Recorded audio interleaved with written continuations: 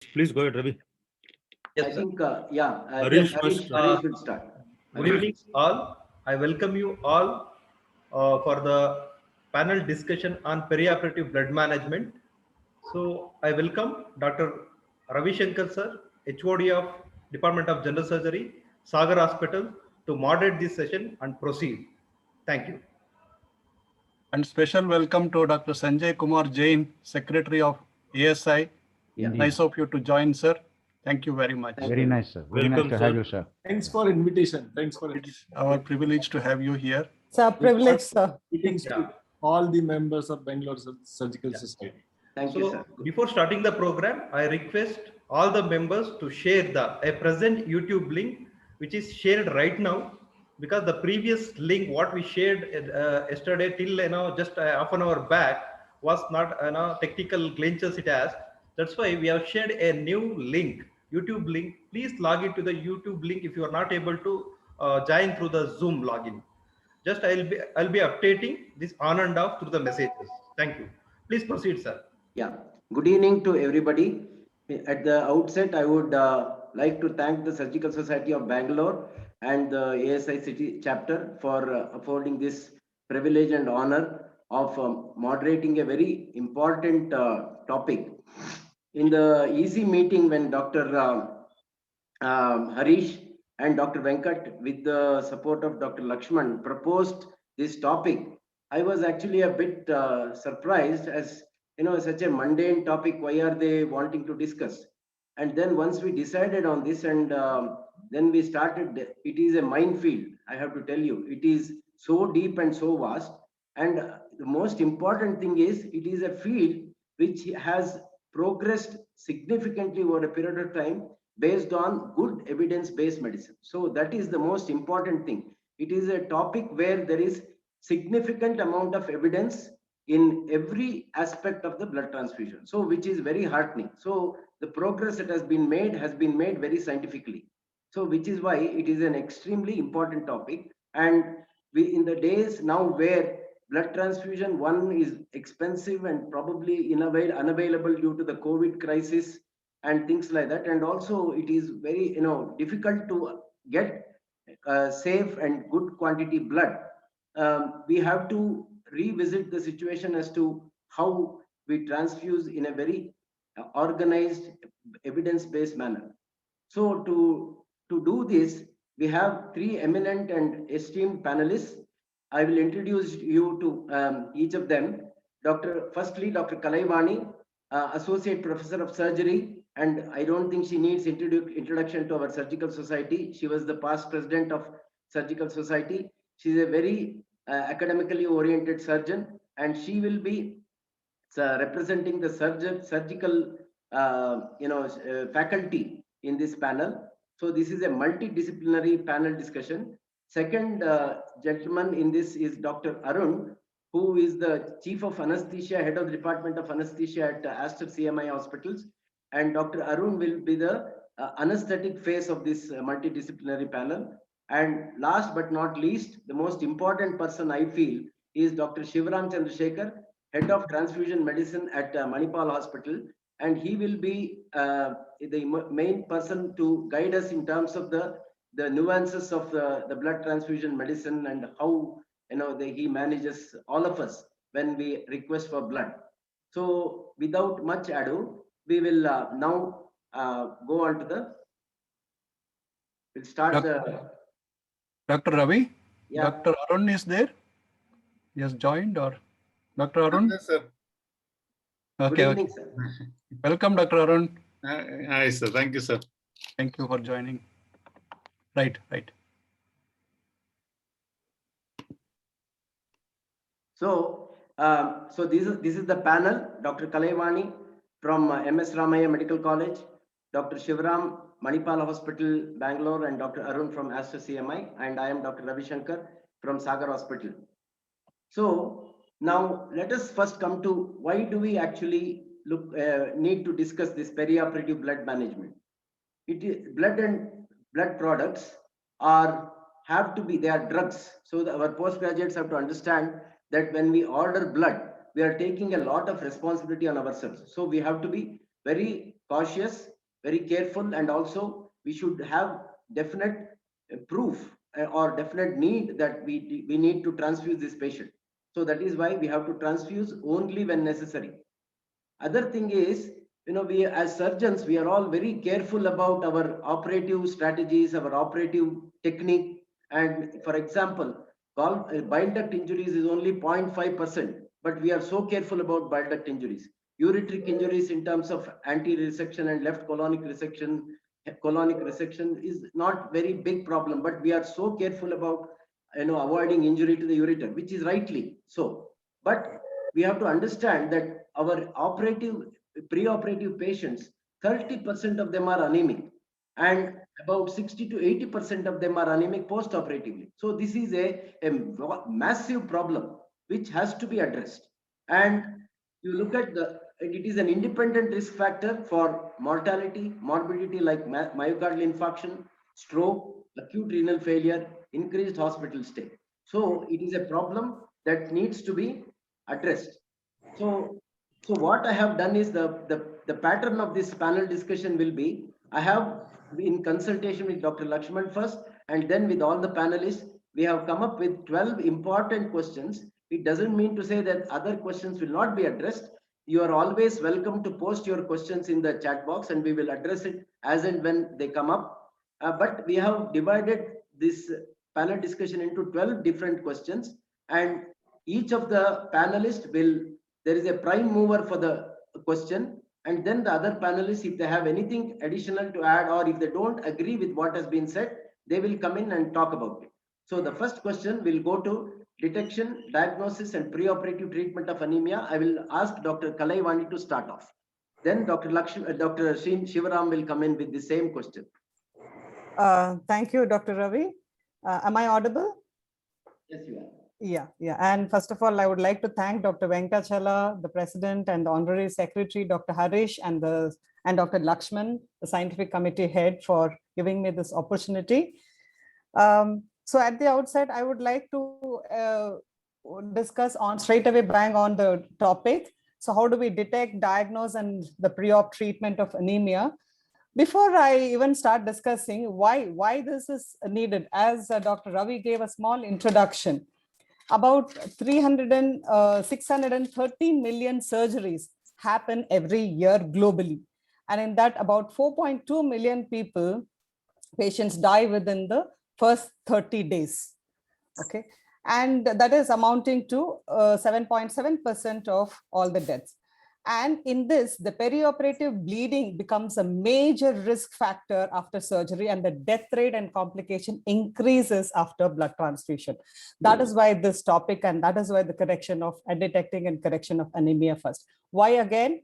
More than 62% of the causes, around the prevalence of anemia itself is about 20 to 40% among the patients who are ready for surgery.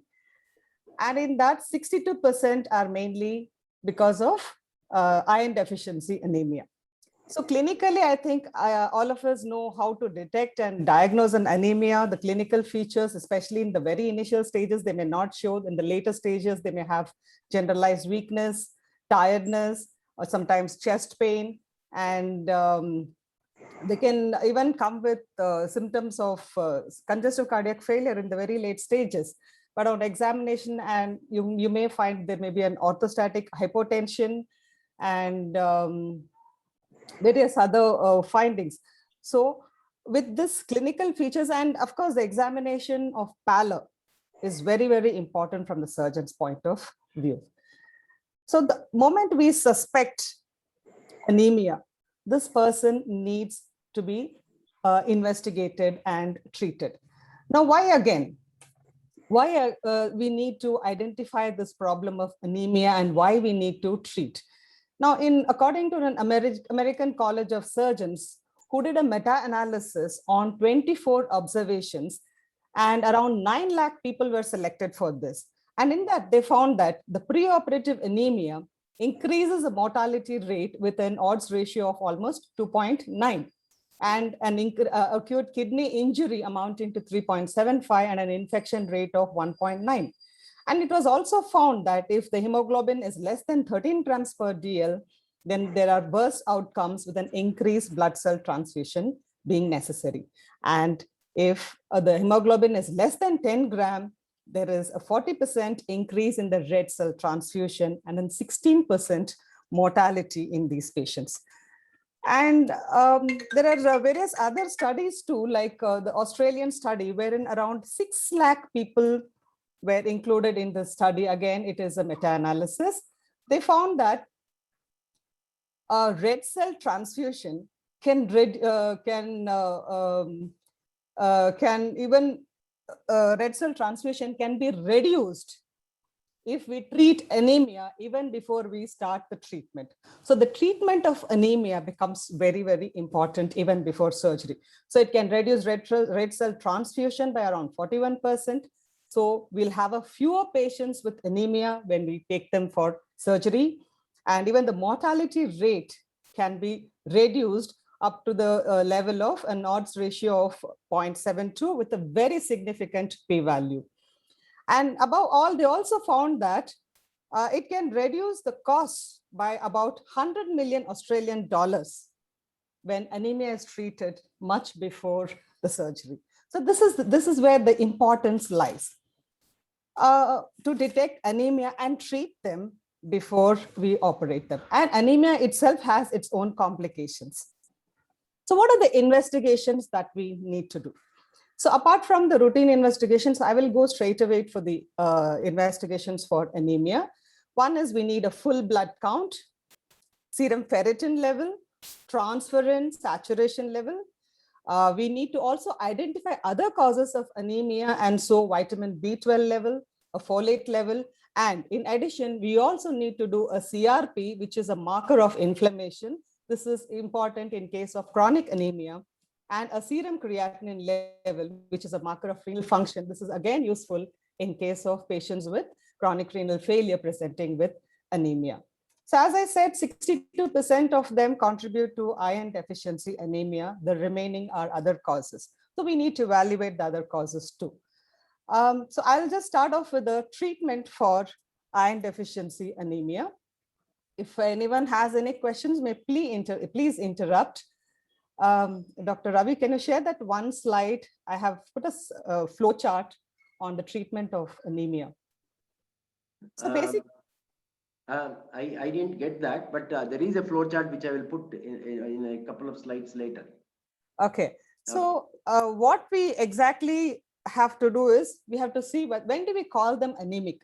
As per WHO guidelines, hemoglobin percentage of less than 13 grams per deciliter has been named as, said to be anemic. This is both for men and women. Initially, it was thought 13 grams per DL and later, and for men, and 12 grams per DL for women. But later they found that even for women, a 13 gram level is important. So this is as per the WHO guidelines. And if the person is anemic, that is if the hemoglobin is less than 13 grams %, and we are investigating him for iron and folate and folic acid. If we find that iron, that is ferritin, is less than 20%, means the patient has an iron deficiency anemia. In that case, we start them on oral iron therapy. And oral iron therapy, when do we start? Ideal time is to start 6 weeks earlier, but at least 14 days before this, the planned elective surgery, it has to be started. So how much of oral iron you will give? So we can either give about 40 to 60 milligrams of elemental iron orally, or we can, daily, or we can increase to about 80 to 100 milligrams on the alternate days. So this we have to give for about 4 weeks and then reassess them. On reassessment, if we find that his hemoglobin is improving, then we'll proceed with that. Or in between, if he develops any kind of side effects because of oral iron, as everyone knows, it has a lot of GI symptoms they can produce, and intolerance, or they may be unable to absorb because of the functional anemia which they may have. So under those circumstances, and even after 4 weeks of oral iron, if the hemoglobin is not improving, and these are the candidates for intravenous iron. So this intravenous can be, iron can be given in somewhere around the dose of 200 milligrams, and it can be increased up to 500 milligrams in a week. So these can increase the hemoglobin level. Now, this is when we detect that there is iron deficiency anemia. This is what we should do, depending upon the serum ferritin and saturation, transferrin saturation, CRP levels. If we, based on this, if we find that the anemia is due to other reasons because of some kind of chronic inflammation, as occurs in malignancy, or in case of a patient on hemodialysis, these are the patients again who need to be treated with intravenous iron. In the meanwhile, they should also be evaluated the cause for the iron deficiency or anemia.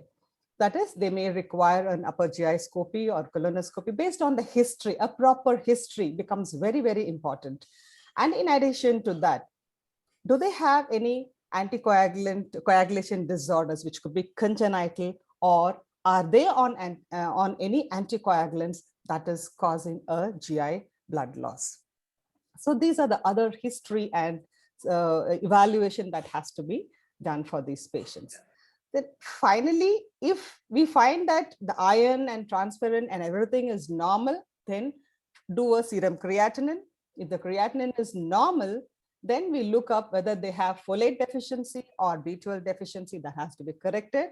If serum creatinine is increased, that means patient has a chronic renal disease, then that has to be dealt with, probably with IV iron or erythropoietin infusion.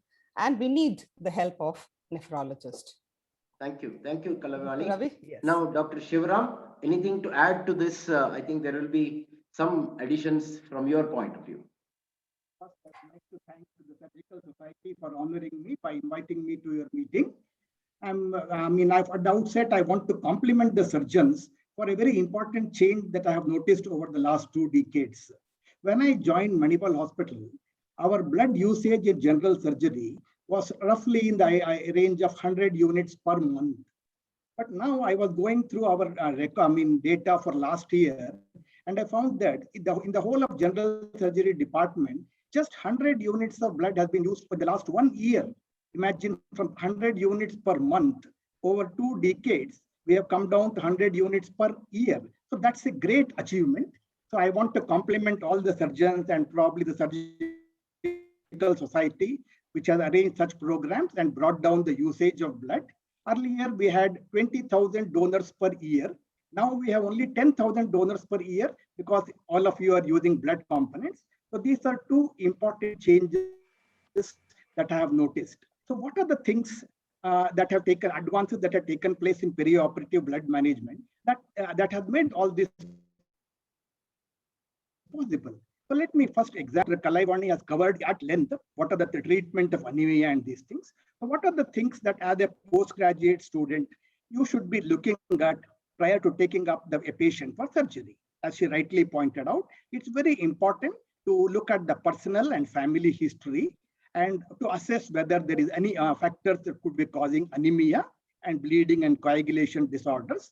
So if you find something like an anemia or coagulopathy, is it a reversible condition, or do you have time to reverse it, or do you need to take it up for emergency surgery? Is the patient taking any drugs, maybe aspirin or clopidogrel, which can interfere with platelet function, or warfarin, which can interfere with clotting function? This is the drug history that you will be looking at. Finally, to decide on what kind of surgery you can undertake, whether you need to prepare for blood transfusion. Another important factor that you need to look at is there any risk of organ ischemia? Is the patient having any cardiovascular compromise? Is the patient having any renal dysfunction? Is he having any cerebrovascular compromise? So looking at these things, you will probably plan the next course of action. And anemia has been spoken at length. To differentiate between bleeding and clotting disorders, you could probably look at the nature of bleeding during your examination. If you find skin bleeding or mucosal bleeding, probably the patient has a platelet-related disorder. Whereas if you find deep tissue bleeding, like in the joints, he probably has a clotting disorder. And more importantly, the severity and duration of anemia is equally important. The severity of anemia tells you when you can take up for surgery. The duration of anemia is important because if the anemia has been low, but the patient could be well compensated, then that gives you greater confidence to take the patient for surgery. So having evaluated a patient, the first step is to decide whether you can take him up for surgery or whether you need to postpone the surgeries. Postponement may not always be possible because, as Dr. Kalaivani pointed out, you need probably a iron correction, for example, takes 2 to 4 weeks for partial correction, 6 to 8 weeks for full correction. So other options, you might have to raise the hemoglobin level by giving maybe erythropoietin combined with iron therapy, because erythropoietin given in a dose of about, I think 40,000 units weekly, along with iron for over the period of 3 weeks can push up the hemoglobin significantly. Then there are some certain category of patients in whom blood transfusion is not an option. It's very important to remember them because it makes your job all the more difficult. One, you know, is the Jehovah's Witness. Then the second one is a rare blood type like a Bombay phenotype. The third one could be something like a patient who has undergone blood transfusion previously. So history of previous blood transfusion becomes very important. So he might be having multiple allo antibodies. So I think these are some of the factors that we need to look at pre-operatively before planning for surgery. Thank you, sir. Dr. Arun, Dr. Arun, you have anything to add to this, sir? So most of it has been extensively covered. Now, to a certain extent, theoretically, yes, we need to look at anemia at levels of 13, but we also need to keep the Indian perspective in view because most of our patients don't reach 13. Quite often they're sitting at around 11, 10 and a half, 11. Most of the female patients are only around 11. Yeah. So a lot of clinical details also is needed while you're looking at these patients, especially their fitness status, their exercise tolerance, and whether they're showing any clinical signs of anemia, things like tachycardia, significant pallor, breathlessness, which we can attribute to the anemia. So numbers are good, but clinically also we need to actually judge these patients whether how much we need to build up for these patients, and we need to match that with the surgery that is going to be undertaken. Now, if it's a simple hernia repair, it doesn't make sense in having to wait for it to go to 13 when it's sitting at 11. But if you're looking at a major laparotomy, or if you're looking at if you're doing some major oncosurgery, yes, it is reasonable to consider how quickly, whether you can build up the hemoglobin and how much you can build it up to. A lot of it is said about oral iron. We don't tend to use intravenous iron that often in India, which is possibly something which people need to explore, especially now iron comes as carbomaltose, which is easily tolerated. So that's something which we need to look at. And if need be, it does provide a quick source of iron. And if they are iron deficient, which is what the case with most of our patients, we probably look at intravenous iron also. And it's something which can be done even for oncosurgeries. So it's in context, and you need to balance at what hemoglobins you're going to take them and whether it is reasonable to actually correct their anemia in time and then take them on for surgery. Yeah.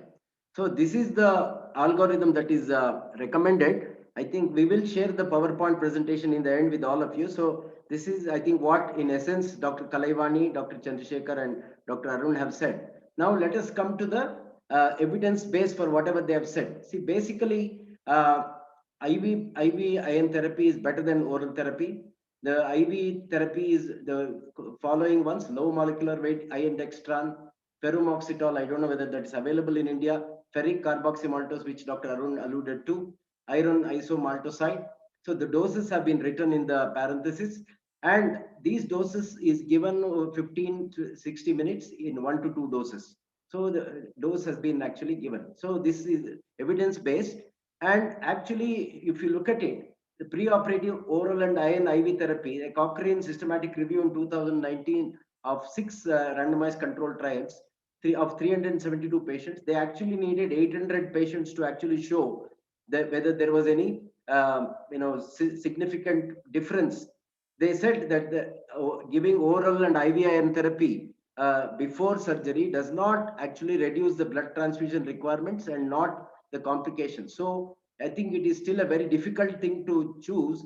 I think we have to take a pragmatic view of, if the patient needs emergency surgery, then you have to, optimize the patient, and iron therapy may not be possible. Oral iron therapy, maybe IV iron therapy along with the recombinant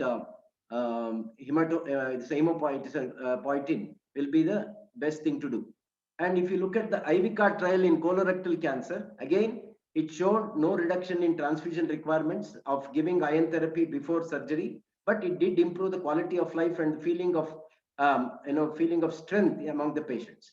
The other thing was the PREVENT trial, which came in 2019 from the UK, which it is a double-blinded study, which showed that again iron therapy preoperatively before about starting from 6 weeks showed no decrease in the transfusion requirement, no decrease in morbidity and mortality. So at present time, there is no evidence to suggest that giving oral iron therapy or IV iron therapy preoperatively improves the patient's transfusion requirements or morbidity and mortality. So let us, and other thing is, so where do we use the iron then? So the main thing is, even post-operative iron therapy is the most important thing, because as I told you, 60 to 80% of patients will be anemic post-operatively. In such patients, oral iron therapy is useless because it does not get absorbed. There are any number of studies which show that oral iron therapy in the post-operative status is not very useful. So we have to give them a post-operative intravenous iron therapy, that is in post-operative anemia, post-bariatric surgery. Dr. Shivram will vouch for this, especially in patients who have had the duodenal switch operation or Roux-en-Y gastric bypass. There will be iron absorption, problems with iron absorption in these patients. So post-bariatric surgery, patients with inflammatory bowel disease, patients who have had surgery and then chemotherapy, and patients who are on who have chronic renal failure. These are the patients in post-operative setting. We have to give them IV iron therapy. So now, so the other next question will be, I will ask Dr. Shivram, what do you think about the patient blood management, which is a bundle, evidence-based bundle of care that has actually revolutionized the the management of blood in patients. Patient blood management is a form of personalized medicine. Here we apply the concept that one size does not fit all. For example, to give you an idea, some time ago, maybe 2 decades ago, we said you should only give, if at all a patient needs blood, he needs more than 1 unit. Single unit transfusions are not good. But today, we say that each patient responds differently. So you must give a single unit of blood if you want to correct anemia or bleeding, wait for a certain interval, then decide whether you want to give the second unit. So each unit is a separate decision by itself. These are some examples for patient blood management. So similarly, what massive transfusion protocols can be designed to help attend to massive blood losses. So patient blood management by itself is a very vast topic. I wouldn't be going to details of it. Perioperative blood transfusions, what we are discussing today, the whole of it comes under patient blood management itself. Yeah. So if I have to discuss patient blood management, it includes the whole of our lectures today. Yeah. So the patient Ravi, sorry to interrupt. Dr. Yes. Shivram Surgeon has raised his hand, and there are some questions in the chat box. If you can please see. Thank you. Can I come in, Dr. Ravi? Yes, sir. I think then and there better to finish off the questions in the chat box. Correct. Now, regarding the iron therapy, I think we should give a clear message whether you want to give oral, preoperative, or post-operative, and then our iron therapy. I think the delegates should not get confused. in my opinion, oral therapy has a lot of problems, and whether we should give it if the hemoglobin is 13 grams and less, and then what is the threshold? Maybe anesthetist can come in and give a clear message what iron therapy to be given, when, and how to continue post-operatively. Sir, the current evidence suggests that preoperative iron therapy, whether it is oral or intravenous, will not reduce the transfusion requirements, will not have any impact on the perioperative complications, morbidity, and mortality. So, iron therapy is advisable if, for example, if you have time to give, build up their iron if it is very low. But I think there are other things that come into play which will help us to manage these patients better. So that is the current level of evidence that giving iron preoperatively does not actually influence the transfusion requirements or morbidity. All right, but you are telling it will help post-operatively. Why can't we start pre-operatively and continue post-operatively? No, we should start pre-operatively. The evidence suggests that, if we start, it can continue. But we have to be aware that by just giving them iron, it is not going to, you have to take other precautions, which is where this patient blood management comes into play. The anemia management, prevention of blood loss, we will come to that later. Appropriate transfusion practice, again, we'll come to that later. See, the PBM. What Dr. Ravi is trying to say is that quick reversal of iron is not possible. Yeah. Only if you have adequate time to correct it, then it becomes useful. Just doing it a day or two before the surgery is not going to reduce the morbidity. That's what I think Dr. Ravi is trying to cover. Yeah, correct. A day or two is not required. If we have, maybe Arun can come in. If you have a week's time or so, can we give iron transfusion and then take up the surgery patient for surgery after a week or so? How long it takes for the iron, once we give the iron infusion, to improve the hemoglobin? Sir, as per data, within the 6 weeks prior to surgery, giving the iron does not make a big difference during surgery. But yes, it will improve the overall outcome, that the patient's hemoglobin will start getting better, and it will get better post-operatively as well. So you might have to just continue the iron therapy there. So you need a minimum of 2 to 3 weeks for it to show a benefit, IVE, including intravenous iron. But it doesn't. What they're trying to say is that on the day of surgery, it's not going to make a difference on how much you transfuse. All right. It may make a difference on the overall benefit for the patient, that an anemic patient will start getting better. But on the day of surgery, it's not going to make a difference on the number of units used for transfusion. So, but it's reasonable to give them IV iron if they are anemic. Yeah. There is no reason why you should not give it. You can give it, but don't expect it to work for the surgery. Yeah, perfect. Yeah. May I come in, Dr. Ravi? Yeah.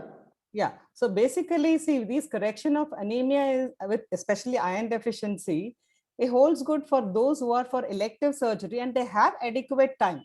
When it comes to emergency, there is no role for iron at all. Correct. It's only for elective surgeries. And correct. As Dr. Arun very clearly put it across, they have to be corrected at the time of surgery. If their anemia is corrected, we can avoid the complications related to anemia, and the ability for the patient to compensate in case there is a blood loss will be better if the anemia is corrected well in advance. That is the message. Dr. Lakshman, sir, I am unable to see the questions because my this one screen is full because of the presentation. Can you kindly? I will. Yeah, if you permit me, I will go through that, and there are some repetitions, and I'll avoid the repetitions. Yes, sir. I'll go from the bottom to the top then. All right. The first one is, what type of blood component helps in quick rise in hemoglobin? Obviously, there is only one component to raise the hemoglobin. It is the red cell concentrates. Nothing else can raise the hemoglobin. What is the optimum? If you have time, you can give erythropoietin. Otherwise, there is no other blood component other than red cells to raise the hemoglobin. What's the optimum hemoglobin or platelet count before one gives anesthesia? Dr. Arun, please. Well, it all depends on what surgery it is for. I'll leave aside emergency surgeries. For elective surgeries, I think in our patient population, minimum of 10 grams of hemoglobin is ideal. minimum is 10, 13 is ideal. And platelet count is a question mark, because you should ideally have a normal platelet count. There's nothing like a minimum platelet count. If it's an elective surgery and you've got a platelet count which is below normal, it needs investigation. As simple as that. If it's below normal, it's below a lakh, it needs investigation. I think this question comes in from a slightly different perspective, because a lot of anesthetists say that I need at least 80,000 or 90,000. That is a slightly different thing when you're contemplating a central neural axis blockade like a spinal or an epidural. Then international societies have got different guidelines. Then you say that minimum of 80,000 platelet count is needed for giving a spinal anesthesia or an epidural. So that's a different thing. But if it's for an elective procedure, a low platelet count should always be investigated. So there's nothing would you like insist on a hemoglobin of 10 for, say, a hernia surgery versus a pancreatic resection? Would there be any difference in your approach? No, if it's an elective hernia repair, yes. I think 10 is bare minimum, which you should actually go with. Because yes, there is hardly any blood loss with a hernia repair. But saying that a lot of physiological changes happen when your hemoglobin goes below 10. And under anesthesia with fluids, it will go down. So ideal would at least be bare minimum should be 10, even in our population. All right. Okay. Even in patients with stable cardiovascular disease in the system and no respiratory morbidity, no cardiovascular morbidity, people talk about the transfusion trigger of 8 grams per cent of hemoglobin. What is your view on that? No, that is absolutely true. There's a transfusion trigger of 8, and in some people they say even 7. Transfusion trigger is for you to correct the blood loss. It's not for doing an elective procedure. Correct. So if an elective, if it's in a fit patient, the hemoglobin drops up to 8, I may not correct it. I'll let it automatically come back to normal. That's because there is a lot of issues with unnecessary transfusions, and you But you risk would the not patient. anesthetize him with 8 grams. For an elective procedure, no. But at the same time, if this patient comes with a bleeding hemorrhoids, would I say no? No, I will anesthetize. All right. So it depends on the surgery and the perioperative condition of the patient. I think, but there's a different school of thought also, as you mentioned, Dr. Lakshman. Today, I think the levels for giving anesthesia are also significantly down. Many people, as you suggested, are using an 8 gram per deciliter level, because most of our patients who come for cardiac surgeries, they hardly have 8 grams. But 8 grams is considered a fairly good level to administer anesthesia. Okay. And as for platelets, though it is good to have 1 lakh or 1.5 lakh platelet counts per microliter, which is normal, I think except in ocular surgeries and neurosurgeries, the recommendation as for American Society of Anesthesia and many others is that you need only 50,000 platelets to undergo any major general surgery, and 30,000 is adequate to undergo an invasive procedure like placement of an IV cannula or a liver biopsy. So the blood transfusion today is a lot more restrictive, and that could be one of the reasons why the blood usage over the decades is coming down. Because I hardly see people with 10 gram hemoglobin. Many of them are, many of them are in the range of only between 8 and 10 gram, I would say. But still, they are taken up for surgery. How many days should one wait after an iron injection or erythropoietin injection before undertaking surgery? May I, sir? Go ahead, please, Kalaivani. So I think even if it is intravenous, it is going to take 4 to 6 weeks for them to improve. And even the other thing, what you said, the other question. Erythropoietin. Erythropoietin. Yeah, it's going to take 4 to 6 weeks, and even IV is going to take around 4 weeks. Okay. Any difference, sir, or Shivram, sir? No. I think that at is least 3 to 4 weeks. Yes. Over to you, Ravi, please. Yeah, thank you, sir. Yeah. So the patient blood management is a package of evidence-based protocols, which given in totality makes a huge difference in management. And this also takes into consideration a consent taken from the patient as to what his wishes are about, his or her wishes are about blood transfusion and such like. So this is this is a review and a meta-analysis of multimodal PBM based on 3 pillars of the thing which we have already discussed about. This is a meta-analysis of 17 studies containing a whopping 235,000 patients, 235,000 patients, out of which 100,000 patients were pre-PBM, that is when before the PBM was introduced, and then 135,000 in the post-PBM era. There was a reduction of transfusion in about 39% of patients. Hospital stay was reduced by 0.5 days, complications by 20%, acute renal failure by 27%, thromboembolic events by 25%, and mortalities by 11%. So this is really a fantastic study which has shown that we have to, at every hospital, see, there are umpteen number of PBMs, as Dr. Shivaram has said, but you as a local hospital, we should have a PBM which is agreeable and acceptable to our hospital, and it will be containing most of the recommendation anyway. So if you do that, then we will be able to achieve good results for the patient. So now coming to the next question, which is stepwise standard laboratory testing. I think some of which has already been covered. Dr. Shivaram, please. Unmute yourself, sir. Sir, Dr. Shivaram, you have to unmute yourself. Yes. Yeah, I think, sorry, most of it is already covered, so I'll go through it very quickly. As per recommendations, again, I'm going by American Society of Anesthesiology. They recommend only hemoglobin or hematocrit and maybe a complete blood count to assess the degree of anemia. And if you find the person is anemic, then you investigate depending on what line it comes to. Then we often find people doing bleeding time and clotting time. But today, bleeding time and clotting time are not regarded important for 2 reasons. One is that these are not standardized procedure. There is a lot of variation from one center to another center and one technician to another technician. Methods are also not the same. More importantly, PT and CT cannot detect a mild to moderate bleeding disorders or coagulation disorders. They can detect only severe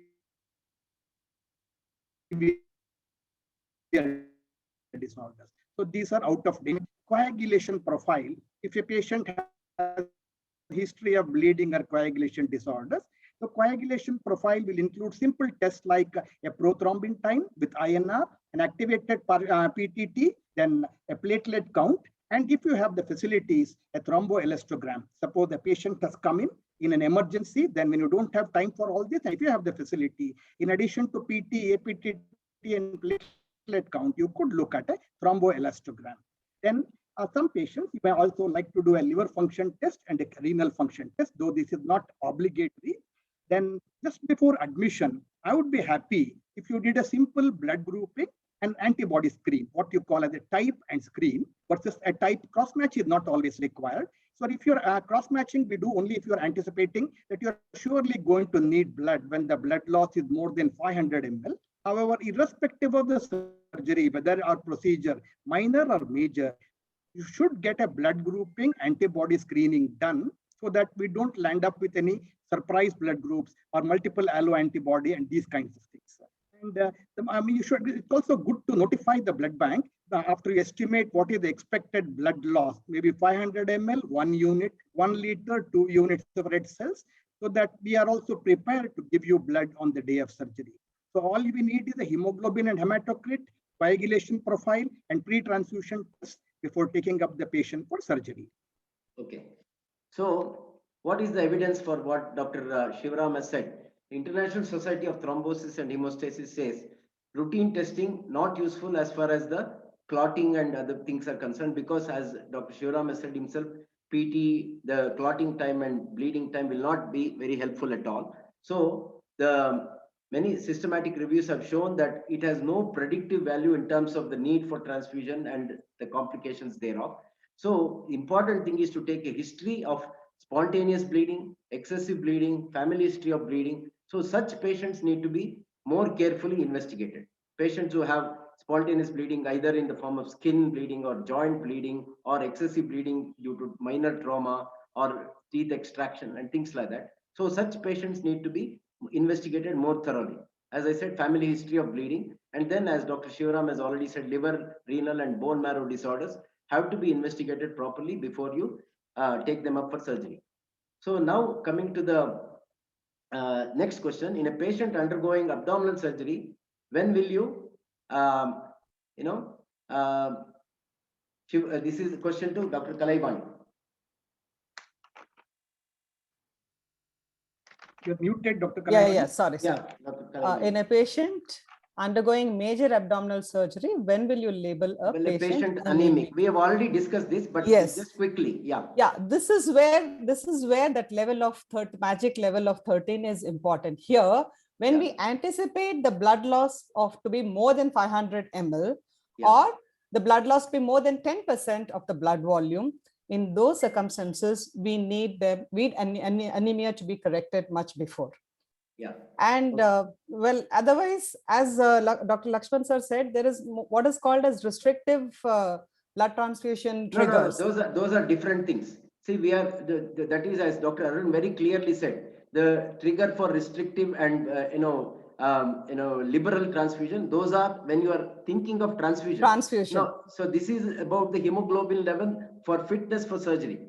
Yes. So that's what. When we anticipate blood loss, then 13 is the number that is given by the WHO. Okay. So what is the evidence for Dr.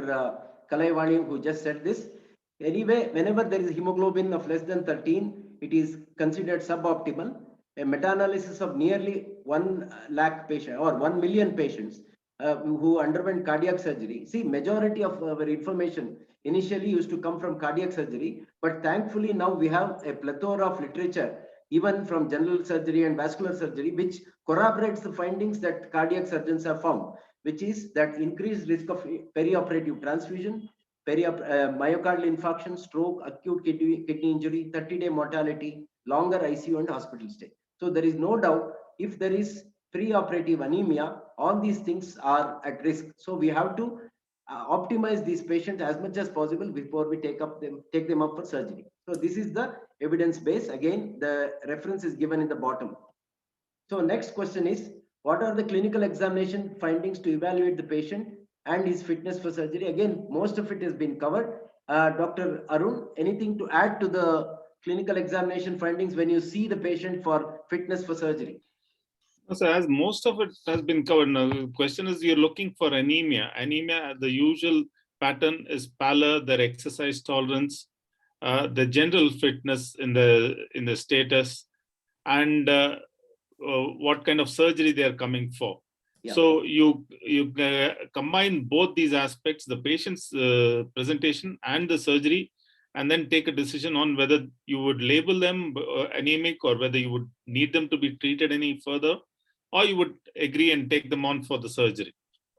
So I think most of it is general physical examination, which you would have to do for these patients, and put them on, and if they are an ASA1 or an ASA2 patient, otherwise no other comorbidities, they're otherwise fit and healthy, and it's a minor straightforward surgery, you probably just stick with simple CBC and carry on with the surgery. ASA2, probably yes, depending on the comorbidity, you might want some more investigations if it's a major surgery.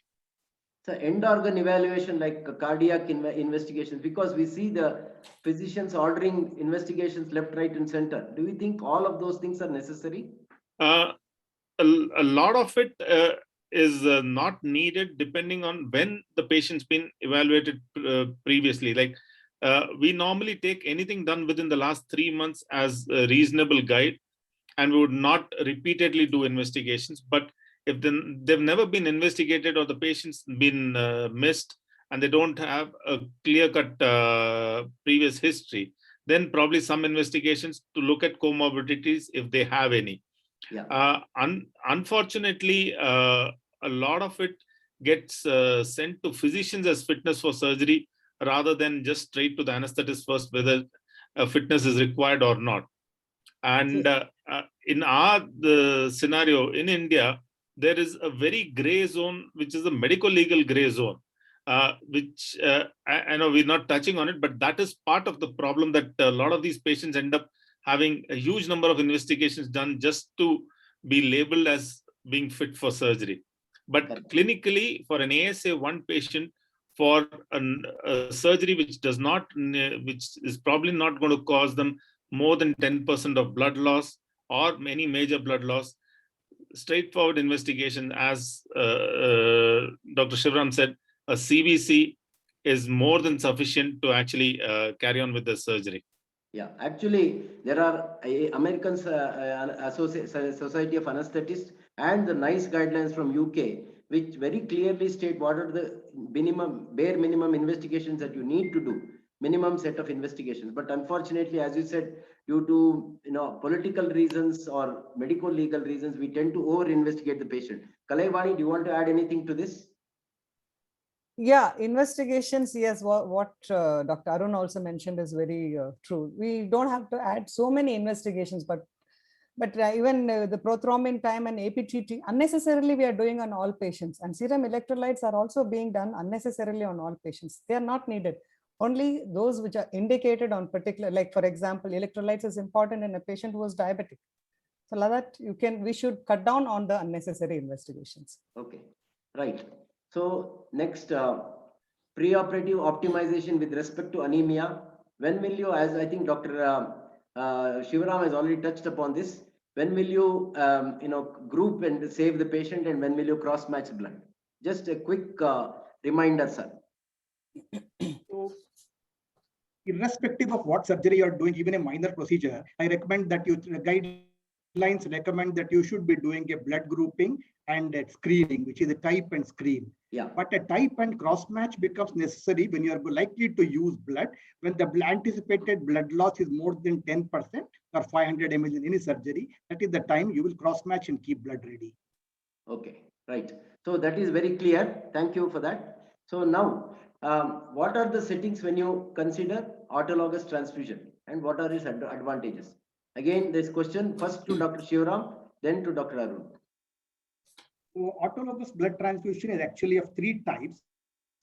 One is pre-operative deposit, where here we begin the collection 5 to 6 weeks prior to the surgery. Then the other two techniques are acute normovolemic hemodilution and cell salvage, which we'll discuss later. Now I'll only touch upon pre-operative deposit. So pre-operative deposit is usually done in cardiac surgeries, then orthopedic surgeries, but you can also do it in any general surgery where you anticipate more than a liter of blood being lost. And when the patient consents for it, the minimum hemoglobin level required for a pre-operative deposit is 11 grams per deciliter. He is treated just like any other donor. He has to come to the blood bank, fill up the donor forms. All the testing is required for pre-operative deposit, unlike the other methods of APT where testing is not done. Then this is stored as such as whole blood and given back to the patient later on. And usually people who do this pre-operative deposit to consent for them are fairly healthy people with more than 11 gram hemoglobin.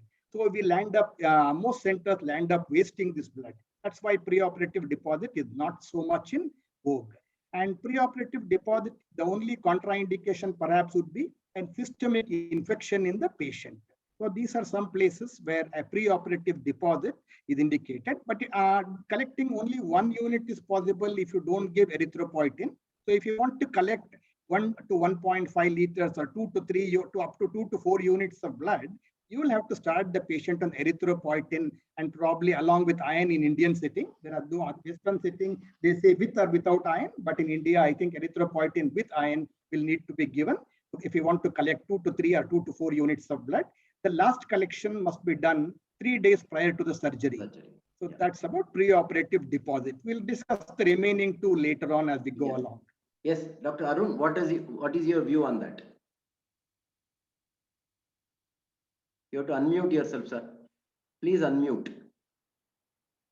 Dr. Arun, please unmute. Yeah, sorry. Yeah. No, as Dr. Shivaram said, preoperative collection, obviously, it's has got a very limited scope, unfortunately, in India. And it involves the patient to be available for you to bleed at least 3 to 4 weeks prior to the surgery.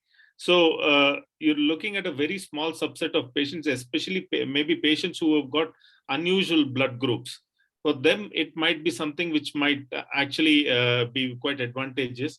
But for the other patients, most of the times, I think as surgeons, you don't see the patient so far well in advance that you are able to establish that and then get them to donate preoperatively. So it's a very small subset.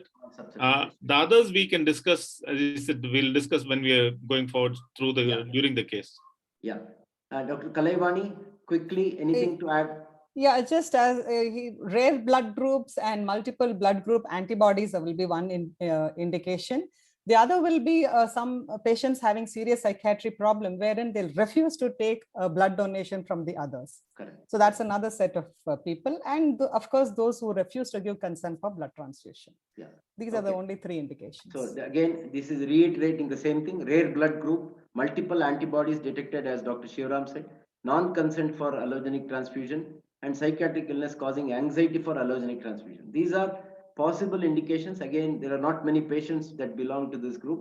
I think rare blood group and multiple antibodies may be. So in such patients, it is worthwhile considering auto transfusion. So the next one, now coming to the prevention, see the coagulation profile, coagulation problems are a major topic by themselves. So it is not in the purview of this topic to discuss in detail about this. And Dr. Lakshman actually, suggested that we omit it completely, but because any discussion about blood transfusion will not be complete, if we don't discuss this potential coagulopathy, we have, kept it brief. So Dr. Shivaram, what are the possible problems? I will put up your slide. Okay. So we'll just spend 1 to 2 minutes understanding how, coagulopathy. As all of you know, coagulopathy is excessive bleeding or clotting, which ultimately leads to an impaired clot formation. So how do you diagnose coagulopathy? Or they already said a simple coagulation profile consisting of PT, APTT, fibrinogen level, and platelet count. I think this much is available in all centers. They can be done. And coming to the cause of coagulopathy, they could be congenital, as in case of hemophilia or von Willebrand disease and other factor deficiencies. They could also be acquired.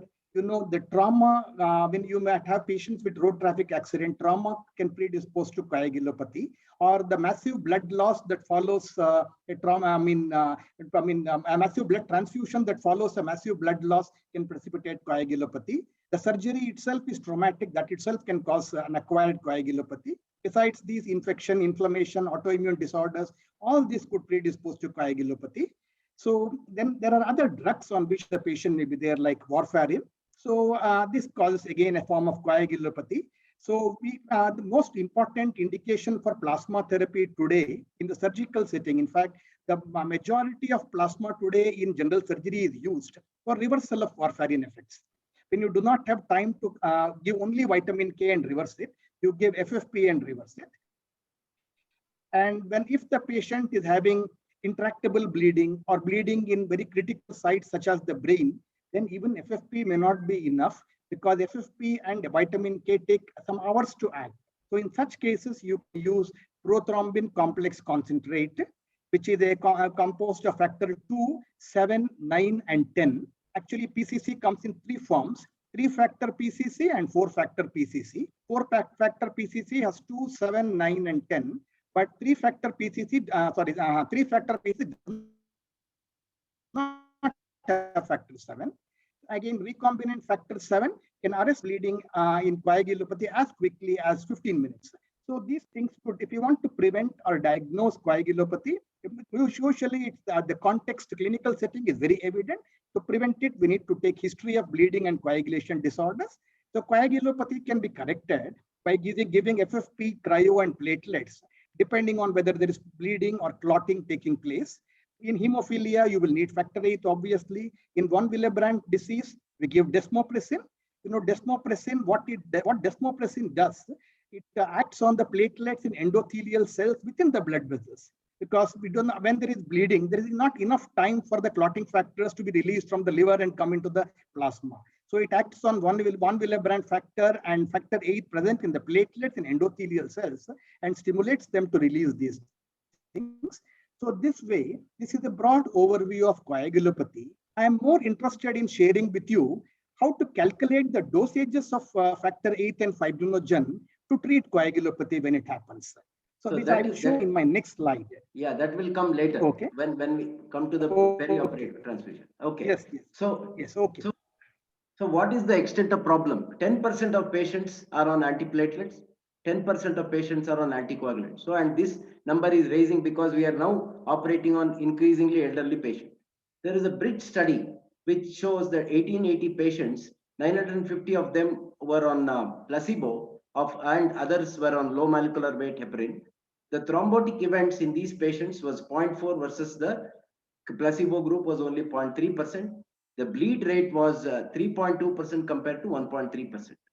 There is another ATACAS trial that is in 2,100 cardiac surgery patients. MI and major complication rates in these patients who are on a bridge therapy with the low molecular weight heparin was 19.3 compared to patients who didn't have anything, which is 20.4%. Again, another one is a POISE-2 trial, which is a trial in major abdominal surgery and vascular surgery, 10,000 patients. The complication rates like MI and things were 13.7 in patients who were on a bridge treatment with low molecular weight heparin, and 9% on patients who were not on anything. Major bleed rates were higher, 4.6% compared to 3.3% in the other group. So this shows that we can be very selective in, I think there is no need to fear about aspirin or clopidogrel. I think the only thing we need to be afraid of is when patients are on warfarin. In such patients, we should be careful about starting them on low molecular weight heparin. But I think, we will come to the surgical aspects of it. That is where we have to be extremely careful, achieve good hemostasis, which will avoid the complications.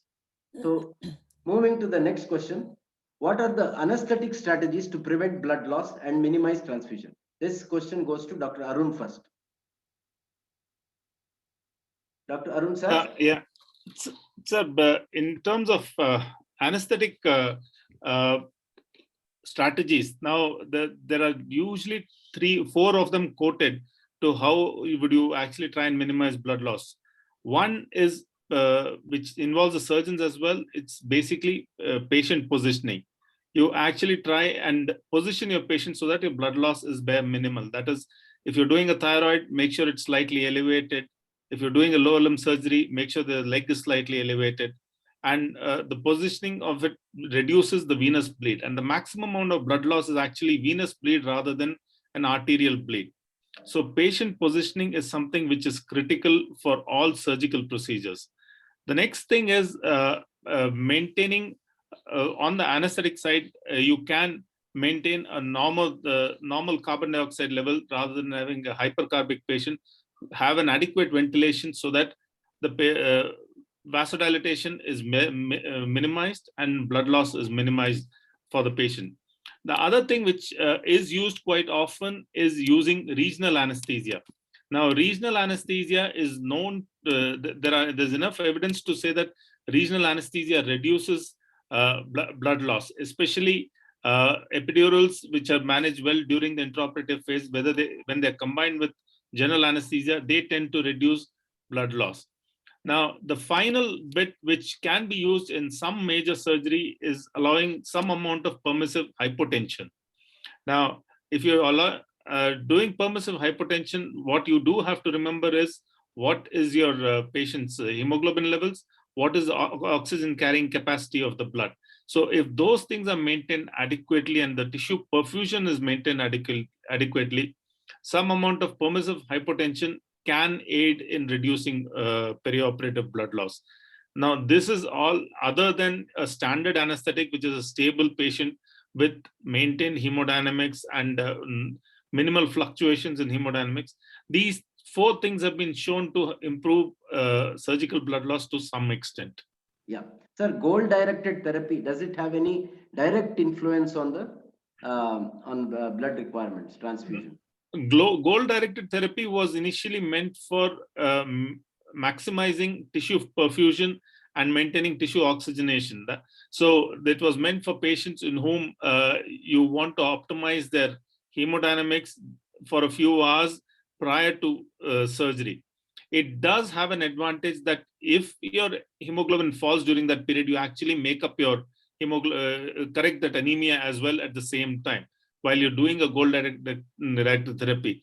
But people still use it, but it's not that much in favor because you do not have that kind of time preoperatively to do goal-directed therapies, other than some kinds of laparotomies, especially septic acute abdomens, where sometimes you can optimize them for a few hours and improve the tissue perfusion before you actually go in for surgery.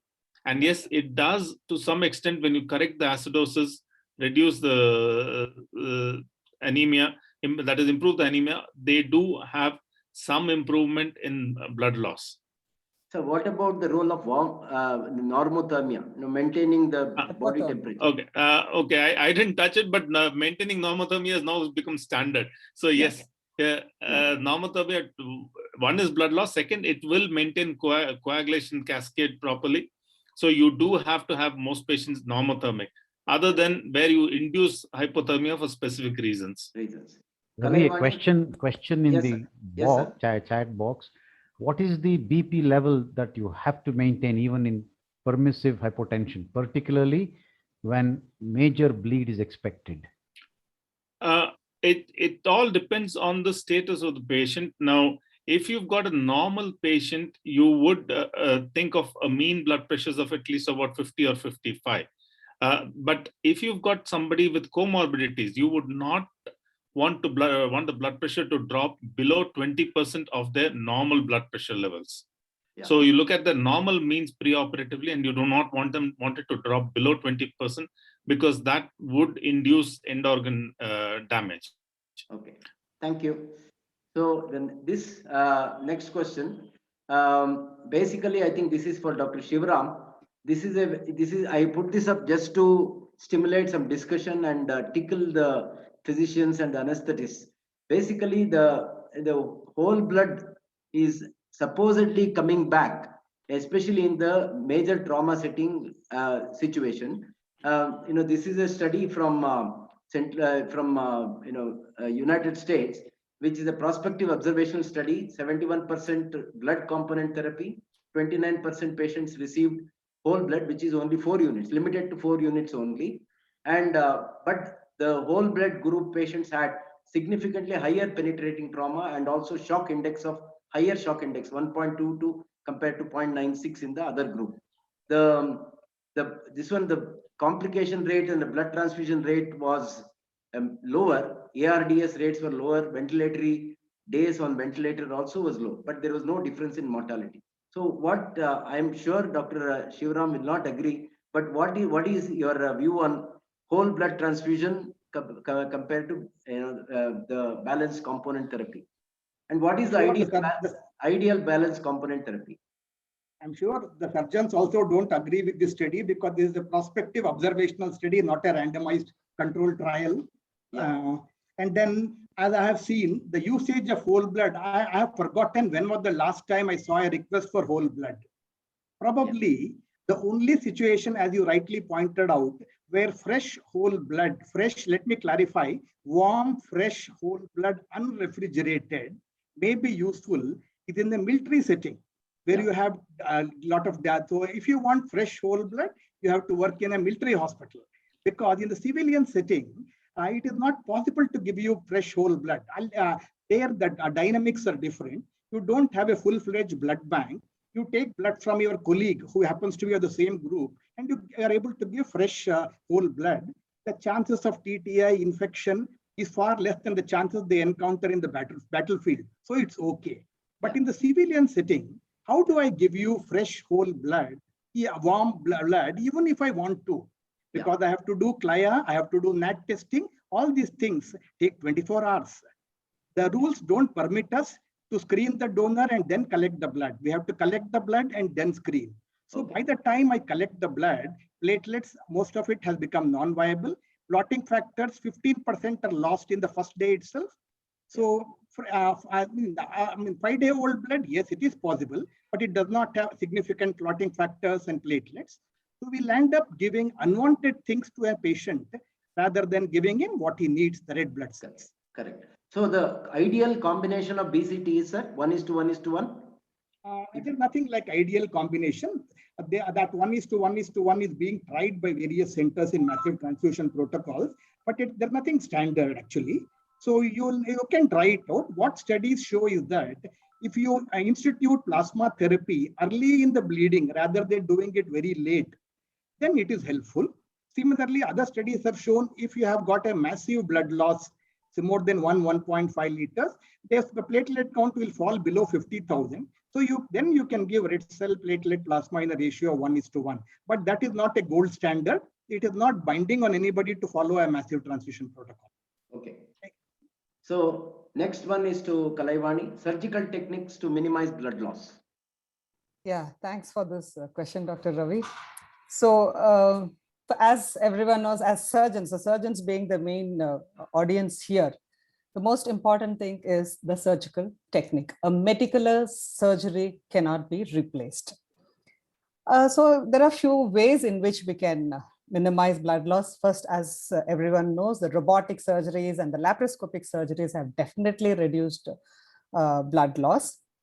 And there are many devices which can be used to reduce the blood loss, like the electrocautery and electrosurgery, bipolar hemostatic sealers if it's available, harmonic scalpel when it is available, better to use them, or if argon beam coagulator, if whatever is available. So using these devices definitely is going to reduce blood loss. Then the next thing is the vasoconstrictors, as and when necessary. Adrenaline in the strength of 1 in 2 lakhs or 4 lakhs can be used, which can reduce the blood loss. But as we all know, they should not be used when there is endarteries. Then the other method is tourniquet. Use of tourniquet, especially in the limb surgeries, can definitely reduce blood loss. But those studies have shown that the blood loss is not same and before or after use of tourniquet, but still you will have a better operative field to operate in case of when you use tourniquet. And one important thing of late is the use of antifibrinolytics, which can definitely reduce blood loss. There are various drugs available these days, which mainly helps in clot stabilization. So one of them is tranexamic acid, which has been tried in several trials. They have shown that use of tranexamic acid before surgery, mainly for cardiac surgeries, if it is used like 1 to several hours before, then this is of help. In general surgical practice, tranexamic acid use is probably in trauma patients, where the patient comes to you within the first 3 hours of trauma. If this is given, definitely it's going to, studies have shown to reduce blood loss. And this can be given in the dose of like 1 gram stat and later 1 gram over a period of 8 hours. The other drugs being epsilon aminocaproic acid, desmopressin, as Dr. Shivaram also had mentioned. There are also many topical agents. One of them important is the fibrin sealant, which again helps in clot formation. And a few other things like gelatin, thrombin matrices, and oxidized cellulose. All these help by, by initiating clot formation. These are few methods of reducing blood loss.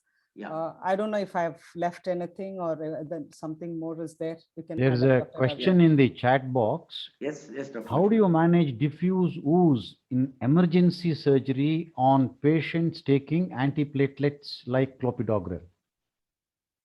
Okay. Shall I? Yeah. One of the methods is the use of topical agents, especially in the solid organ, where this is going to help. Studies have shown again. Fibrin sealant is supposed to be one of the good topical agent that can be used. But in spite of all these methods of pressure, mop placing, use of topical sealants, use of tranexamic acid, in spite of all this, if bleeding continues, then they have to be treated with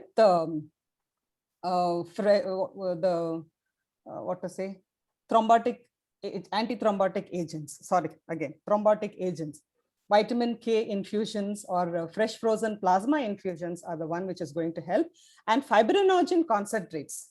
I think Shivaram sir will agree. This is where fibrinogen concentrates will come into help. He will come to that. See, yes. trauma and major operative surgery are unique. We can't apply the same principles that we apply in a routine ICU setting or in other settings in a medical ward, for example. So why is this so different? There is sudden loss of large amounts of blood sometimes, inability to predict and quantify blood loss. Vital parameters are not a reliable marker of blood loss. And under the transfusion reactions, when it is happening under anesthesia, you will not be able to pick it up many times. And many times anesthetists use, if you survey, a good survey has shown, anesthetists use a hemoglobin as a trigger, while surgeons use hemodynamics. And a European study has shown that physiology, that is the hemodynamics, would be a better trigger in terms of use of transfusion. Now, another systematic review, which is again shown, how do you actually transfuse these patients and how do you monitor? All the CPGs which were taken from 1992 to 2018, and there was a good agreement among the studies which have been seen. The criteria for transfusion, hemoglobin between 7 to 10 gram% and hematocrit less than 30. And one of the other indicators is blood loss and signs of end organ ischemia, which is again very important, for which anesthetists will be able to help us, because in terms of tachycardia and also urine output, and if the oxygenation is getting difficult. So these are end organ ischemia, which can help us to quantify the blood loss and treat them accordingly, and hemodynamics. So these are the indicators for, in the perioperative setting, we can't use the standard things for how much blood we need. So I think, to reiterate whatever Kalaivani has said, minimal invasive surgery, maintenance of intravascular volume, positioning of patient, what Dr. Arun said, controlled hypotension, normothermia, and regional anesthesia. Dr. Ravi, I would like to add one point. May I? Yeah. Yeah, this is regarding the bleeding, ongoing bleeding of major surgery for that question. Yeah, one of the reasons why that is continuing could be, again, any loss of all the coagulation factors. This is where this TEG, thromboelastography and rotational TEG may help in finding out. So I think at the point testing is what is important. I think Dr. Arun will come to that. So the use of tranexamic acid, I think initially used in trauma. This is the trial from Lancet, which has shown an absolute reduction of mortality of 1.5% in a large number of patients when given within an hour, as you said. And if it is given at 3 hours, there is definite reduction in bleeding related to if it is given in 1 hour. And there is no increase in the vascular occlusive phenomena, which is a problem that can potentially happen. Again, so now let us come to Dr. Shivaram. What is massive transfusion protocol and when do you initiate that? Sorry, Ravi, I'm sorry to interrupt. There's one question related to the previous topic, which is, does Botropase help? Dr. Shivaram, can you take that question, or Dr. Kalaivani? I don't have any experience with Botropase, maybe somebody else. Dr. Kalaivani, have you given Botropase? Unmute yourself. They all come under these like antifibrinolytics. So they have found help in these patients, even local or when given parenterally. I mentioned about this. Sir, Dr. Lakshman, to answer the question, according to the evidence base, the only the CRASH 2 trial and the CRASH 3 trial, which is about the tranexamic acid, and that is applicable to trauma and also general surgical patients, definitely reduces blood loss. But there is no proof for other things like epsilon amino caproic acid and others. Yes, as far as I know. Correct. That's absolutely true. Right. Many of the other compounds that are touted to help, actually there is no evidence for it, even though it's very commonly marketed and used. Tranexamic acid and tranexamic acid alone. Actually, so the take-home message as far as the use of drugs is concerned, definitely use tranexamic acid given 1 hour before surgery or at the first hour of patient coming being major trauma, definitely reduces the mortality and also need for transfusion. Now coming to massive transfusion protocol, which is an important topic, Dr. Shivaram sir. So first, let us understand what is the massive blood loss. we say a person is bleeding massively if he is losing blood faster than 150 ml per minute. Yeah. Or the traditional definition of a massive transfusion is receiving a blood, I'm losing transfusion of blood equivalent to one's total blood volume in 24 hours. Is the traditional definition. However, the patient may not survive till 24 hours. So we also have an acute definition wherein we say that if a patient needs half his total blood volume in 3 hours, that is again massive transfusion. Or in simple, to put it even simple, yes? Yes, sir. To put it even simple, if a person needs more than 4 units of PRBC in 1 hour, that is a massive transfusion. Okay. So when do you initiate a massive transfusion? As you have already put up, Dr. Ravi, there are 4 points we should consider when to initiate a massive transfusion. A systolic blood pressure less than 90 milligram, a heart rate more than 120, a shock index more than 1.0, a positive fast sonographic assessment. So if each of these can be given a score of 1, and if the score is more than 2, then probably you will initiate a massive transfusion protocol. Communicating the need for a massive transfusion to your transfusion center is very important because you don't have time to arrange for or to ask for specific components at that point of time. What we do in our hospital is there is a massive transfusion card, a pink card, which is sent to the blood bank. The person who comes with the card returns with 1 unit of O negative red blood cells. And then we allot 4 PRBC, 4 FFP, and some platelets and keep it. So within 15-20 minutes, the person comes back and goes back with red cells and plasma. And in the meantime, standard tests are done and future course is decided upon. See, the advantage of massive, enacting a massive transfusion protocol is to get the whole system, the whole team, ready and active. So the surgeon, the anesthetist, the staff in the OT, and the not to mention Dr. Shivaram in the OT, in the blood bank. So a good team, a quick teamwork between all of them will ensure that the patient gets the right amount of all the blood components as the patient requires. So this is, Dr. Shivaram, can you quickly go through the massive transfusion management? Everybody agrees that anything below 7 grams, definitely you need to transfuse with red cells to correct it. Between 6 and 10, of course, it is debatable. If you have let's say signs of organ ischemia, you'll need to maintain higher levels, say 8 gram percentage by giving red cells. How much to give? I'll not go into details. So when to transfuse platelets in a massive transfusion? Every person who has lost more than 1.5 liters of blood is expected to have a platelet count of below 50. And you can also send for tests, PT and APTT, and give FI. You are not going to achieve it. The goal of giving FFP following a massive transfusion is to arrest the bleeding and not to correct the INR value. Again, fibrinogen level gives you an indication. Whenever it is less than 1 gram per liter, you will not be able to correct it by giving FFP. So you'll also need to give cryoprecipitate. So of course, other things have already been discussed, correcting hypothermia, hypocalcemia, hyperkalemia, and these things. So it is important to ensure that in a massive transfusion, the patient does not go into hypothermia. Therefore, it's a good, if possible, it is good to give warm fluids and blood warmers, though it is not always possible, because one study has shown that even 1 degree centigrade fall in temperature leads to 20% excess loss of blood. That's the reason for maintaining normothermia in general surgery, I presume, of late.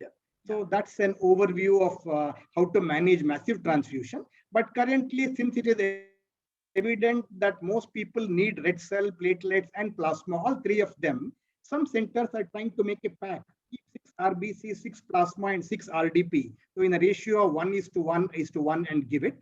But the problem with this is FFP comes with some risks. RDP also may not be required for all patients in this much dose. So at our center, we first give only red cells, 4 red cells, and follow it up with 4 FFP, and then decide subsequently whether to give platelets and more red cells and plasma based on the results of tests. Here, Yeah. thromboelastogram is very useful, but unfortunately in our hospital, we use thromboelastogram only in liver transplants, nowhere else. So this probably in the setting of a massive transfusion, TEG will be of value. Yeah. Cell saver. So this is another important question. I think Dr. Kalaivani, have you got any experience? Otherwise, I will go to Rajiv Lochan, who has used cell saver.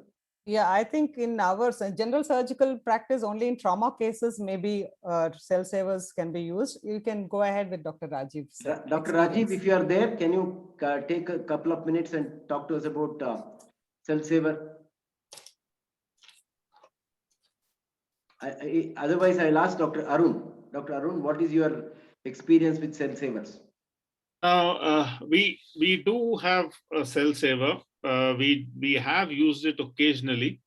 Now, the idea of using a cell saver is that you identify the surgeries where you are going to have a reasonably large volume of blood loss, and try and harvest the blood which is being lost in the surgical field, spin it through a centrifuge, suspend the red blood cells in saline, and retransfuse it to the patient. So you're basically trying to salvage red blood cells. That's the only thing which you'll salvage out of a cell saver. Yeah. Now, we do have it, we've used it. Now, the main advantage is it's the patient's own blood and it's available there and then to use it. But there are a lot of disadvantages to the system because the cell saver, all of them are manufactured in the fashion that they need a minimum amount of blood to spin. So they need about 800 ml to start spinning and produce a reasonable concentrated bag. Now, when you concentrate the cell through the cell saver, it concentrates almost 80% of RBCs, 70 to 80% RBCs, it concentrates into the bag. So it needs a reasonable amount of blood loss to start spinning. You can spin lower amounts, but it will actually give you only about 100, 150 ml of blood in return. So that is the big problem there. And in most of our patient group in India, by the time you reach that 800 ml, 900 ml blood loss, you're already looking at transfusing these patients. So because of the body weight, you end up starting to transfuse. So you may reduce your usage by 1 or 2 units of blood, but you will not avoid it completely. So that's a fact in most of our patients, that you end up still using bank blood because you have to maintain the patient while this blood loss is happening, and then the machine can spin it.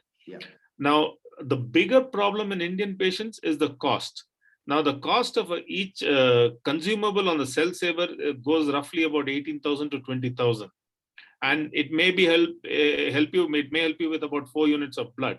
I think Dr. Shivram can correct me if I'm wrong, but the cost of each unit of our PRBC runs around 1,500 to 1,800 rupees. So if you look at the economics of it, it doesn't work. Whereas if you look at the economics in the West, say in UK, each unit of blood is about 800 to 900 pounds, and the cell saver costs only about 1,500 pounds. There, the economics works very well. So in those circumstances, you can use it and it works and it's absolutely fine. But in our circumstances, A, you would have already transfused the patient, and B, the economics of it doesn't work out. So there's a related question in the chat box. Can hemoperitoneum blood be collected and transfused through your cell saver? The answer is yes, but depends on the surgery. Most of the people can collect blood which has been with trauma, especially liver or spleen trauma. You can collect the blood and then put it through the cell saver and transfuse. Previously, if it was a malignancy surgery, they were not doing it. But now with certain malignancy surgeries and certain kinds of blood groups, they are saying that you might be okay to salvage the blood. With leukofilters. You need to get filters in place, and you may be okay to salvage that blood and reuse it. So what is the evidence?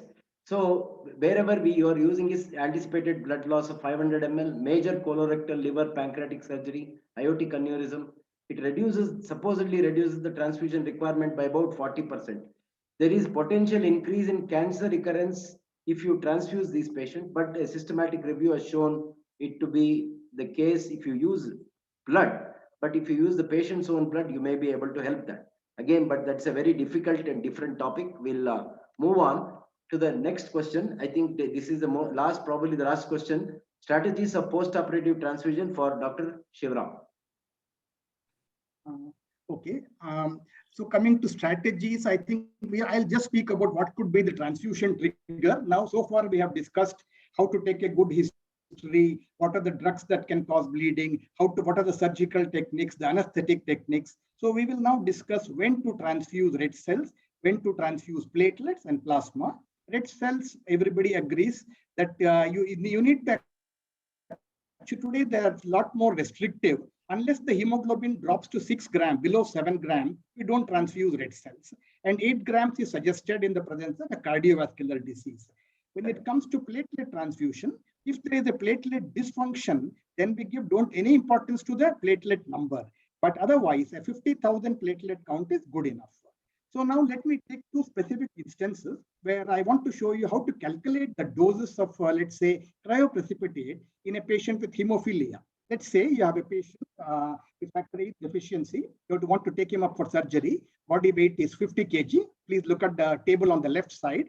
So his total blood volume is 3,500 ml. Let's say his hematocrit is 30%. So the remaining 70% is plasma. So 70% of 3,500 ml is to approximately 2.5 liters. Let's say the target factor VIII level that we want is a 50% because you're taking him up for a major surgery. And we don't, maybe let's assume you don't have facilities to estimate the factor VIII, in which case we will need to add 0.5, 50% means 50 units per 100 ml or 0.5 units per ml. 50% simply means 0.5 units of factor VIII per ml. So this patient has got 2,450 ml of plasma. So the quantity of factor VIII that we need to add is 2,000, his plasma volume multiplied by our target factor VIII, which is 0.5. So 2,450 multiplied by 0.5 gives us approximately 1,200 units of factor VIII. So now you can either directly ask for factor VIII concentrate and give him 1,200 units of factor VIII as a bolus, or you can, if the patient cannot afford factor VIII, which is more expensive, you can give him cryoprecipitate. So how much does one bag of cryoprecipitate provide? One bag of cryoprecipitate has 100 international units. So dividing 1,225 by 100, we get 12 units of cryoprecipitate. So this way, you can compute how much of factor VIII, how many cryoprecipitates are required for a surgery without actually remembering any formula. Or if you had the previous factor VIII level, let us say it was 0.2, then you can subtract 0.5 minus 0.2 and multiply the plasma volume by 0.3, the increment that you want to. Then, but this is not always the case. I agree, factor VIII deficiencies, hemophilias are rare. What you will encounter more often is fibrinogen deficiency in the setting of a coagulopathy. So coagulopathy can set in for various reasons. So here, let's take the same patient, body weight 50 kg, plasma volume 2,500 ml. The current fibrinogen level is 0.5 gram per liter or less than 50 milligram per deciliter. And we want 150 milligram per deciliter or 1.5 gram per liter. So this patient has 0.5 gram per liter. We want 1.5 gram per liter, which means we need to add 1 gram for every liter. And this patient has 2.5 liters of plasma. So 1 plus 1 plus 0.5 for the remaining 500 ml gives us 2.5 grams of fibrinogen. So you can get fibrinogen concentrates and give him 2,500 milligrams of fibrinogen, or alternatively, each bag of cryoprecipitate gives you 150 milligrams. So dividing 2,500 by 150, I think you will get about 16 bags of cryoprecipitate. Yeah. But would you like to transfuse 16 bags of cryoprecipitate and correct only fibrinogen? In a coagulopathy, there could be other clotting factor deficiencies. So you can do this in multiple ways. But now another question which I wanted to ask this audience is, which one has more fibrinogen, FFP or cryo? Many of us think that cryoprecipitate has more fibrinogen. It's true that per microliter, it cryoprecipitate has more, but if you take per bag, FFP has twice the amount of fibrinogen present in cryo. So instead of 16 bags of cryo, you can correct most coagulopathies simply by giving 8 FFPs. But is it practical to give 8 FFPs? Each FFP is 200 ml. So 8 FFP volume will be 8 to the 1600 ml of blood. This could produce a cardiac overload. So you could probably consider giving half of that. Instead of 8, maybe you can give 4 FFP and give the remaining 8 cryoprecipitate. So various combinations you can try it out. So Yes. the important point to remember is that FFP has 2 times the fibrinogen concentrate as that present in cryoprecipitate. But why we need cryoprecipitate? Simply because of FFP by itself can produce a cardiac overload. So these are some ways in which you can use component therapy, particularly FFP and cryoprecipitate in our day-to-day practice. Thank you. FFP is normally administered otherwise in a dose of 10 to 15 ml per kg body weight. You could even go up to 30 ml per kg body weight. Thank you, sir. So the gist of this particular slide is that all the trials that have been so far in trauma, in sepsis, and in upper GI bleed has shown that the trigger is better to be a restrictive transfusion than permissive transfusion. So that is the gist of this particular slide. So this is the the algorithm to show how you go about transfusing patients post-operatively. And I think we have reached the time. So the only question that we have not answered are problems associated with the massive blood transfusion. We need about 5-10 minutes for that. But I think for lack of time, we can't do that. So I'll come to, this is what Dr. Shivaram had arranged for us.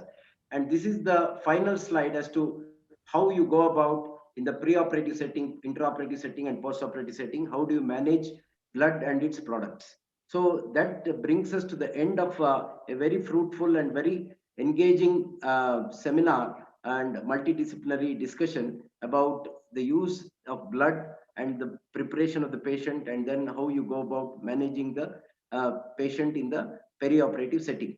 Dr. Lakshman, any other questions that are there, sir? No, thank you. I think we will request Dr. Venkatachala, our president, to make the closing remarks, please. Yeah. Harish will be doing that. I've spoken to All right. Okay. Harish, please go ahead. Yes, sir. It was a wonderful session organized by and moderated by Dr. Ravi Shankar sir. I'm very thankful for Ravi Shankar sir for this wonderful coordination, and he has planned this program since last 20 days with all the involvement, and Dr. Lakshman sir guided us in all the ways, including the YouTube channel creation and everything. So I'm thankful to both Dr. Lakshman sir and Dr. Ravi Shankar sir from Sagar Hospital to arrange this wonderful session. And I thank all the panelists for their great time involved with us, and also pre-operative preparation. We had a discussion with all the panelists yesterday, and they're well prepared to make this program wonderfully successful program, and it is most advantageous to all the practicing surgeons, and it's a very untouched topic in our surgical practice. So we felt that on behalf of Surgical Society, it's a very useful program for all the practicing surgeons. I thank you one and all for your participation in this program. Thank you. Thank you. Good night. Actually, can I just have I would like to sincerely thank Dr. Lakshman for his guidance and all the panelists for their excellent preparation and sticking to time, and also giving us the current level of evidence base. Dr. Shivaram, Dr. Kalaivani, and Dr. Arun, I sincerely thank you personally, and I also thank the Surgical Society, Dr. Venkatachala, and Dr. the secretary, for Harish, for giving us this opportunity. Thank you very much. I think we will provide the presentation, which can be uploaded in the Surgical Society YouTube channel also, and also the website, so that it can be, because this is the current state of art level, current evidence base that is there for any of the topics that we have covered today. Thank you. Thank you. Thank you. Good night. Thank you, sir. Good night, Thank you, everybody. everybody. Thank Good you. night. Thank you, Venkatachala. Good night, madam. Thank you, Harish.